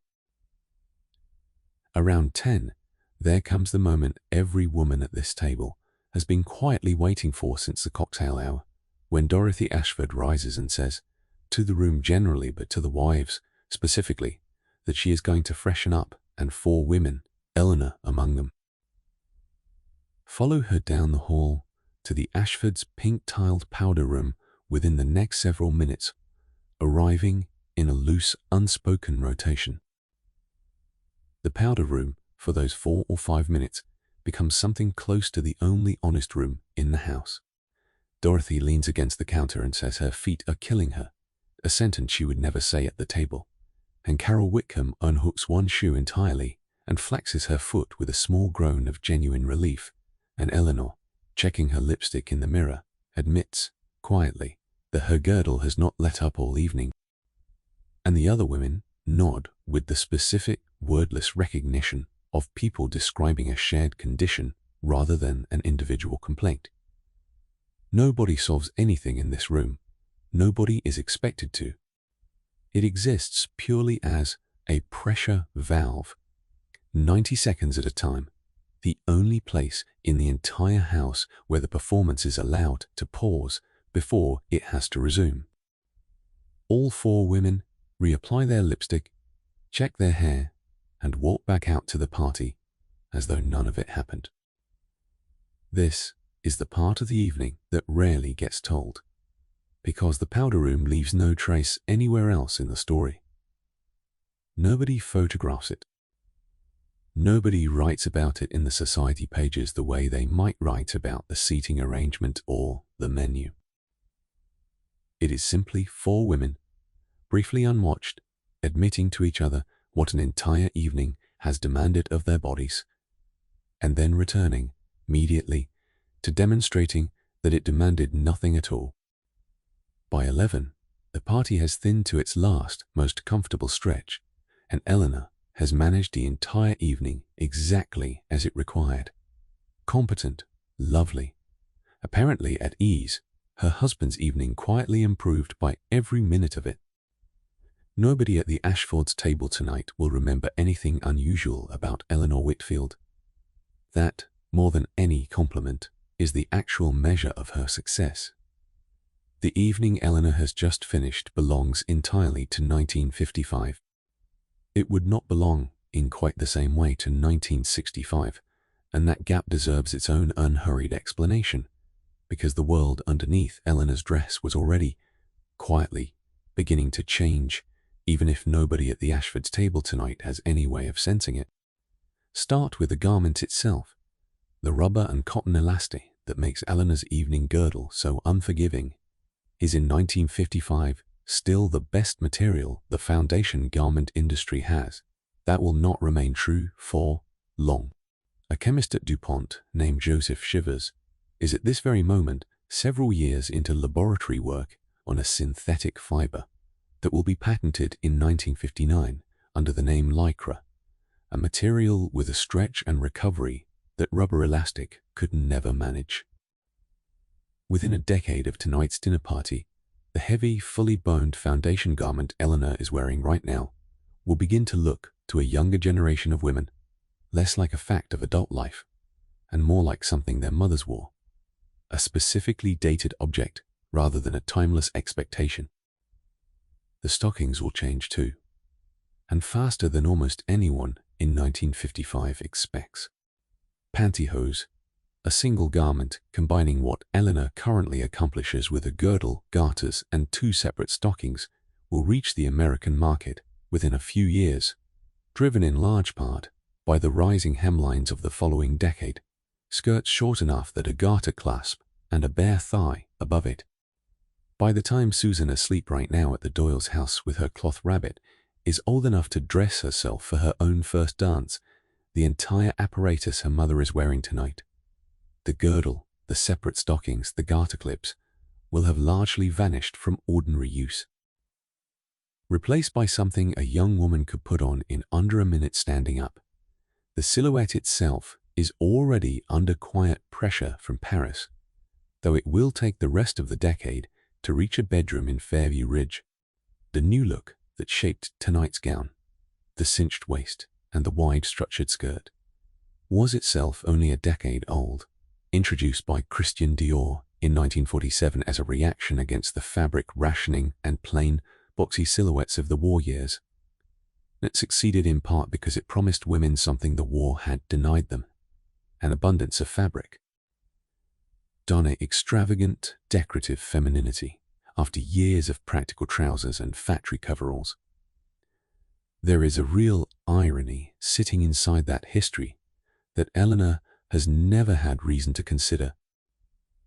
The very women whose labor kept American factories running during the war, riveters and welders and machinists working in trousers because trousers were what the job required, came home to a fashion culture that responded to their new freedom of movement by inventing a silhouette that made freedom of movement nearly impossible. Even Coco Chanel, whose own pre-war designs had been built around loosening a woman's clothing rather than restricting it, was, 1955, in the process of returning to the industry, specifically to argue against exactly what the new look demanded, and her boxy, unstructured suit designs, still a minority taste this October, would spend the rest of the decade slowly gaining ground against the boned and petticoated silhouette Eleanor is wearing tonight. There was, underneath all of this, a broader current running through the whole decade that historians would later come to call domestic containment. The idea, widely promoted through magazines, advertisements, and government-sponsored pamphlets alike, that a properly run American home functioned as a kind of quiet defense against the uncertainty of the Cold War pressing in from outside. A tidy house and a well-turned-out woman were not simply matters of personal preference in 1955. They were treated, in the broader cultural conversation of the era, as evidence of a stable, virtuous, and specifically American way of living. One meant to stand in visible contrast to the grey uniformity the country's Soviet rivals were assumed to represent. Eleanor has never read a word of this argument and would likely find it strange if she had, and yet she is, in her own bedroom tonight, participating in exactly the performance that argument was built to encourage, a performance she experiences simply as an evening out, and which the wider culture around her had spent the better part of a decade quietly insisting mattered a great deal more than that. The deeper change is harder to date, precisely because it did not arrive with a patent number. It arrived gradually, as a kind of restlessness moving through kitchens exactly like Eleanor's, in towns exactly like Fairview Ridge, among women who had homes, husbands, health and comfort, and who were nonetheless beginning to notice a low, persistent dissatisfaction. A writer named Betty Friedan will spend the back half of this decade interviewing women who sound, in almost every particular, like Eleanor, educated, comfortable, married to rising young men, and will publish her findings in 1963 under the title The Feminine Mystique. The sense among these women that the life they had been promised as the whole of female happiness was not, in fact, providing it. Eleanor has not read this book because it does not exist yet, and it would be a mistake to suggest she is already secretly miserable in some way the evening has failed to show us. She is not. She loves her daughter. She is fond of Robert in a settled, genuine way that has grown rather than faded since 1950. But she is also, tonight, a woman who spent nearly an hour constructing a version of herself designed to be admired without being noticed, who absorbed her husband's professional evaluation onto her own body without either of them naming the arrangement directly, and who found, in a pink tile powder room, that the only honest conversation of the entire evening lasted 90 seconds and had to end the moment someone knocked on the door. Multiply that single evening by every dinner party, every church social, every occasion requiring the same performance across years rather than hours, you begin to see the shape of what Friedan would eventually put a name to. This is one of those details that changes the picture entirely, because the women who read The Feminine Mystique in 1963 will not, for the most part, be strangers to Eleanor's life.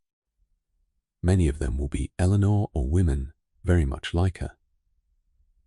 8 years further into the same routine, the same girdle, the same powder room conversations, repeated so many times that the pattern finally became visible to them as a pattern, rather than simply as a Tuesday. Susan's own adulthood, 20 years from tonight, will look almost unrecognizable by comparison. Not because the world will have become simple or fair, since it will not, but because the specific machinery Eleanor is wearing right now, the boning, the garters, the hour-long construction project required before a woman could leave her own house for an evening, will have been largely dismantled, replaced by other expectations, other constraints, other machinery entirely, because history rarely subtracts a demand on women.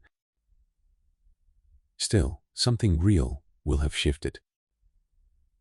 Susan, at 27, the same age her mother is tonight, will very likely never own a girdle boned with steel, will very likely never spend an hour before a dinner party breathing from the top third of her lungs, and will very likely take for granted an ease of movement her own mother has never, in her entire adult life, experienced for more than 30 seconds at a stretch in front of a bathroom mirror. None of this has happened yet. On this October night, Robert is finishing a story about the client in Bridgeport. Dorothy Ashford is refilling coffee cups. And 3 houses away, a 15-year-old girl is reading a magazine by lamplight, while a small girl sleeps soundly with a cloth rabbit under one arm, entirely unaware that the world she will inherit is already quietly coming apart at exactly the seams her mother is wearing tonight. Before we follow Eleanor home to whatever is left of the night, it is worth stepping back from this single evening to ask what it actually reveals. The first pattern is the invisibility of the labor itself. Nearly everything that made tonight possible happened before anyone could see it. The ironing of the taffeta, the hand-starching of a collar, the 11 weeks of a layaway payment plan, the hour of hooks and snaps behind a closed bedroom door. None of it appeared at the Ashfords' table. What appeared was the finished result, a woman who looked as though she had simply arrived that way, and the labor that produced her was not merely unseen. It was designed to be unseen, its success measured by how completely it disappeared. This is a pattern that runs well beyond one dress in one decade. Wherever an outcome is expected to look effortless, somebody, usually a woman, has almost certainly spent hours making sure the effort does not show. The second pattern sits directly beside the first, and it is the performance of ease under actual physical strain. Eleanor breathed from the top third of her lungs for 7 hours tonight. Her feet ached from the second course onward. Her back carried a low, constant pressure from waist to hip that never once let up. And she was required, throughout, to appear not merely comfortable, but genuinely at ease, laughing at the correct moments, sitting an inch from the chair back, rising without visible effort, because visible strain would have registered in that room as a small failure of character, rather than an honest description of what a boned foundation garment does to a body over the course of an evening. We watched this most clearly in the powder room, where 4 women, alone together for 90 seconds, finally said out loud what none of them had been permitted to show at the table. The third pattern is economic, and it is worth stating plainly, because the numbers make the case better than any argument could. Robert's clothing for tonight cost perhaps $2 beyond what he already owned and required. No fitting, no boning, no rebuilding of his own body into a different shape. Eleanor's foundation garments alone, visible to every guest at that table, cost more than a full day of a working woman's wages, and the gown above them represented most of a week of the family's entire income. The economics of appearing correctly dressed in 1955 fell overwhelmingly on women, and they fell hardest in exactly the places nobody at the party would ever think to look, in the seams of a girdle rather than the cut of a suit. The fourth pattern is the gap between what a woman was capable of and what she was permitted to show. Eleanor is observant enough to notice that Dorothy Ashford is not especially clever, and she keeps that observation entirely to herself, because the evening does not call for her intelligence. It calls for her agreeableness, her poise, her willingness to make her husband's evening easier by occupying exactly the amount of space the room expects of her, and no more. This is not a story about a woman without capacity. It is a story about a woman whose capacity was for one evening at least entirely beside the point, and who understood that fact so completely she never once tested it. The fifth pattern, and perhaps the quietest one, is how thoroughly relationships in a room like the Ashfords' dining room ran through performance rather than around it. Robert loves Eleanor. He told her sincerely that she looked wonderful tonight, and he meant every word of it. But the evening did not actually make room for him to know what the compliment cost her, because the entire design of the night depended on him not knowing, on the effort staying invisible even to the person closest to her.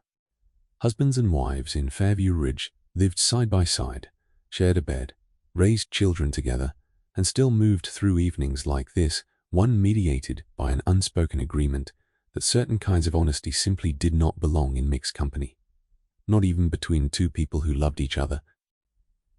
There is a sixth pattern worth naming as well, quieter than the rest and slower to reveal itself, which is how thoroughly all of this gets passed down without ever being formally taught. Nobody sat Eleanor down as a girl and explained the rules of posture, breath, and disguised effort that governed her evening tonight. She absorbed them the way a child absorbs a native language, by watching her own mother stand for 2 hours in shoes that no longer fit, by 2 fingers pressed lightly between her shoulder blades at a supper table, by a wedding gift etiquette manual that arrived without commentary because none was needed. Eleanor has not decided yet whether she will teach Susan the same lessons the same way. She has not decided anything about it consciously at all, which is, in its own way, the most efficient method of transmission there is. A lesson that never needs to be argued for is a lesson that is very hard to argue against, and Susan, 3 houses away right now with her cloth rabbit, is already at 3 years old, watched by her mother for the way she carries herself at the supper table, though Eleanor would tell you, if asked, that she has never once thought about it in those terms. Taken together, these patterns describe something larger than one dress or one dinner party. They describe a life organized around the idea that competence and beauty could be demanded of a woman simultaneously, and that the demonstration of either one had to look as though it cost nothing at all. Eleanor Whitfield did not experience her evening as oppression in any dramatic sense.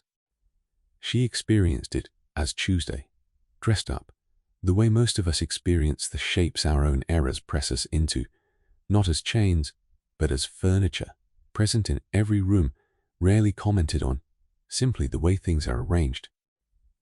It would be easy to end there with a neat observation about the past and its blind spots, and move on.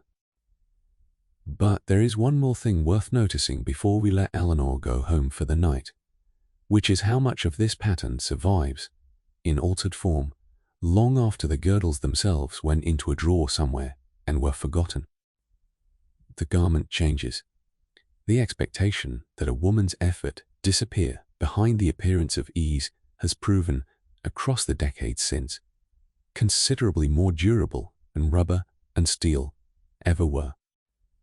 We return now to the Ashfords' front hall, to the last of the evening, and follow Eleanor the rest of the way home. By 11:30, the goodbyes have begun in the loose, drawn-out way these evenings always end. Coats retrieved from the Ashfords' front closet, a last round of compliments exchanged at the door, Charles Ashford shaking Robert's hand a beat longer than a purely social handshake requires, which Robert will mention on the walk home in a tone he is trying, not entirely successfully, to keep casual. Dorothy tells Eleanor the dress was lovely all evening and means it, and Eleanor thanks her warmly, and neither woman says anything about the 90 seconds they spent together earlier in the pink-tiled powder room, because that conversation belongs to a room that closes itself back up the moment its door opens again. The walk home takes less than 2 minutes, the 3 houses lit now only by porch lamps and the thin blue flicker of a television left on in the Hendersons' front room. Eleanor holds her skirts slightly away from the damp grass at the edge of the Ashford's walk, an automatic motion by now, and Robert, beside her, has already loosened his tie enough that it hangs slightly crooked, and an unbuttoning of the evening that his own clothing allows him to begin the moment cocktails end, and hers will not permit for at least another hour. Still, they collect Patty from the house first, paying her the promised $2 plus an extra quarter, Robert adds, without comment, because the evening went well, and small generosities are easier when a man is in a good mood about his own prospects. Patty reports that Susan went down without any trouble at 7:30 and has not stirred since, and walks the short distance home herself, already reading a movie magazine again by the light of her own porch. Eleanor looks in on Susan for a moment on the way to her own bedroom, one hand resting briefly on the small rise and fall of her daughter's back beneath the blanket, the cloth rabbit still clutched under one arm exactly where it was at 5 o'clock, and something in Eleanor's chest loosens slightly at the sight of it. The first real loosening of the entire evening, though her girdle has not moved an inch. Robert pours himself a short glass of the good scotch in the kitchen and carries it toward the front room, and the last hour of the 11 o'clock news, already half a different person than the one who stood in the Ashfords' front hall 20 minutes ago, his collar open now, his shoes already off and left by the back door. He calls back to Eleanor that the evening went well, that Charles seemed pleased, and Eleanor answers that she is glad, and means it, and closes the bedroom door behind her, and it is only now, alone, with the door shut and the house settling into its late-night quiet around her, that the evening is actually permitted to end. The zipper at the back of the gown comes down first, and the relief of it is immediate and almost startling. A long, slow release running the length of her spine as the silk parts and the pressure of the crinolines beneath it held tight against her body all evening by the fitted bodice above. She steps out of the gown carefully, hanging it at once on its padded hanger before it can wrinkle, and then comes the tulle petticoat and the stiff starched net beneath it, and the plain cotton layer beneath that, each one lifted over her head and set aside with a soft, diminishing rustle. The sound of the whole elaborate architecture of the evening coming apart, piece by piece, the dry October leaf sound of it fading now instead of building. The girdle is last, and its release is the one Eleanor has been waiting for since roughly the second course of dinner, without ever letting her face show it. She works the hooks free down her back, one by one, and as the last one gives way, she feels something close to what she imagines a held breath must feel like when it is finally let go after minutes rather than seconds, a full, uninterrupted lungful of air reaching all the way to the bottom of her chest for the first time since 4:30 that afternoon. She sits on the edge of the bed for a moment, simply breathing in and out, slowly, luxuriously, the ordinary act of breathing, suddenly novel again, after 7 hours of doing it in careful, shallow increments. And if you have ever taken off a piece of clothing at the end of a very long day and felt your whole body seem to exhale at once, you already know something of what this moment holds for her. The stockings peel away next, and she notices, turning her ankle in the lamplight, that the left one has indeed developed a small run near the top, invisible all evening beneath the crinolines and entirely beside the point. The bullet bra comes off, the marks of its wire lingering faintly on her skin, the way marks always linger after a day like this one, fading within the hour, but present enough right now that she notices each one individually as she stands in front of the mirror in her slip cataloguing without any real bitterness. Everything the evening asked of a body that will need to do all of this again in a few weeks' time, for someone else's dinner party, in someone else's dining room. She sits at the vanity next the same mirror he stood in front of at 4:30 this afternoon, and begins the slow work of undoing everything on her face that took 40 careful minutes to build. A scoop of Pond's cold cream worked into her skin in small circular motions.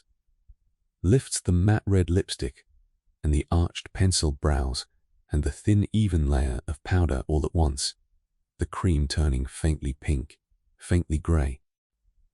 Tired around the eyes in a way the powder had been built specifically to hide. She brushes her hair out of its careful waves, the pins collected one by one into a small dish on the vanity, and does not bother resetting it into curlers tonight, because tomorrow asks nothing of her hair beyond ordinary tidiness, and even Eleanor allows herself, once or twice a week, the small mercy of an unset morning. The cotton flannel nightgown she pulls on last is soft, in a way nothing she has worn since this morning's slip has been soft, worn thin at the elbows from years of washing, warm rather than structured, asking nothing of her shape at all. She sits on the edge of the bed in it for a moment, in the stillness of a house that has finally gone fully quiet, and lets out one long breath that is not quite a sigh, and not quite anything else she has a word for, simply the sound a body makes when an obligation finally, completely ends. The house around her has settled into its late-night shape. Robert's scotch glass sits empty on the arm of the front room chair. The 11 o'clock news having given way to static, he did not stay awake to notice. And Eleanor hears him come down the hall a few minutes later, quieter now than he has been all evening, and slide into bed beside her with the quiet gratitude of a man whose evening, by every measure that mattered to him, went well.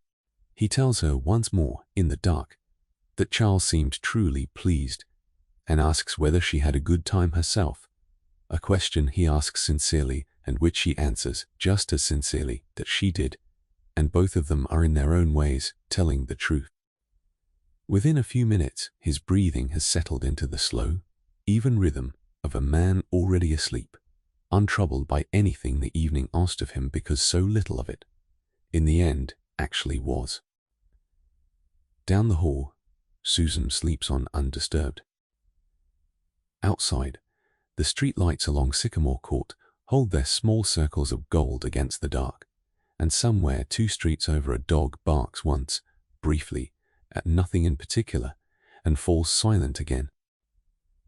On the kitchen counter, the little spiral notebook still sits open to this week's page, and tomorrow's line, written weeks ago in the same careful pencil, already carries its own short, ordinary list. Wash. Mend Susan's blue dress. Grocery, if time. Nothing in it asks anything close to what tonight asked. But there will be another evening, eventually. Another dress, another version of this same hour, waiting somewhere on the calendar. Because that is simply how a life like Eleanor's was built. One obligation quietly replaced by the next before the last one has even finished being put away. For tonight, though, it is finished. The gown hangs in its place in the closet. The girdle sits folded over the back of a chair, waiting for morning. And Eleanor Whitfield, 27 years old, effortlessly lovely for exactly as long as the evening required her to be, closes her eyes in the dark of her own quiet bedroom, and finally, completely rests. That was one evening, my friend, in one ordinary life, a long time ago, and there will be no test on any of it tomorrow. Wherever you are tonight, whatever hour it happens to be where you are, I hope you found this good company, and I hope whatever you are wearing right now asks considerably less of you than Eleanor's evening asked of her.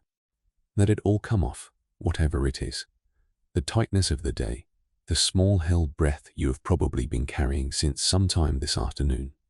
There is nowhere else you need to be, and no one left to perform for. Sleep well.